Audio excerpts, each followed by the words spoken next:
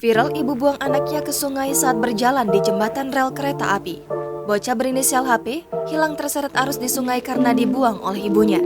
Peristiwa ini terjadi di Sungai Denai, Desa Tembung, Sumatera Utara pada Minggu 26 Juni 2022 sekitar pukul 17.30 waktu Indonesia Barat.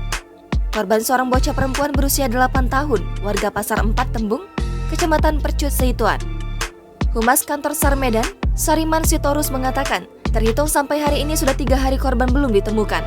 Sariman menjelaskan pencarian dibagi atas 2 SRU dengan melakukan penyisiran sepanjang aliran Sungai Denai menuju hilir hingga muara laut. Dijelaskan Sariman, kejadian bermula pada hari Minggu sekitar pukul 16.00 waktu Indonesia Barat. Saat itu korban bersama ibunya berjalan di sekitar jembatan rel kereta api Perumnas Mandala. Sekitar pukul 17.30 waktu Indonesia Barat, seorang warga setempat melihat ibu tersebut melemparkan korban ke sungai dan seketika hilang terbawa arus sungai. Warga sempat berupaya melakukan pertolongan, namun korban telah hilang terbawa arus. Belakangan diketahui bahwa ibu tersebut mengalami gangguan jiwa dan telah diamankan polisi. Jangan lupa subscribe, share, komen, dan like ya!